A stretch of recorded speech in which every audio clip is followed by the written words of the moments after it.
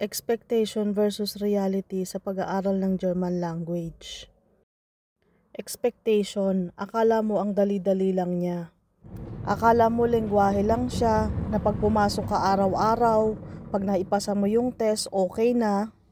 Akala mo madali lang siya kasi may kakilala ka, kasi yung mga kaibigan mo, katrabaho mo dati is nabibigyan ka ng tips, nabibigyan ka ng hints, nabibigyan ka ng mga information. Akala mo madali lang siya kasi papasok ka lang araw-araw, meron namang teacher, meron namang nagtuturo.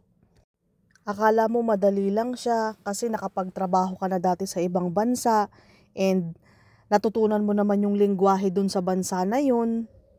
Akala mo dahil natuto ka dati na walang nagturo or konti lang yung nagturo or nakapag-adjust ka naman ng mabilis dati is ganun din yung mararanasan mo ngayon sa pag-aaral ng German language na madali lang siyang i-absorb, madali lang siyang matutunan or kagaya lang siya nung natutunan mo dati sa pinanggalingan mong bansa.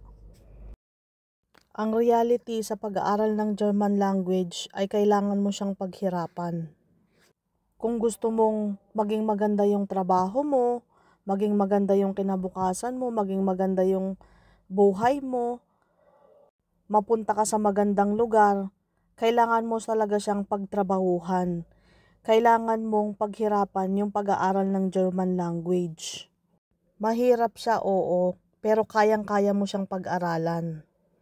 Mahirap siya pero hindi siya imposible. Mahirap siya pero worth it siya.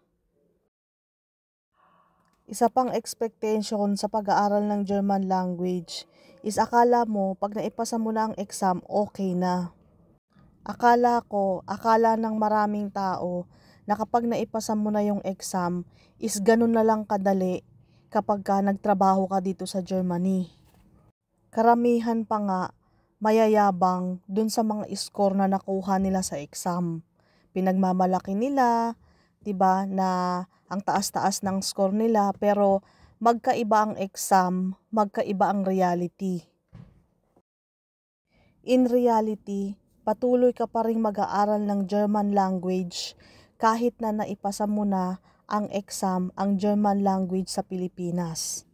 Kahit na mataas pa ang score na nakuha mo doon sa exam, pagdating mo dito sa Germany, kailangan mo pa ring pag-aralan yung lengguwahe nila. Kailangan mong mag-adjust doon sa lengguwahe nila.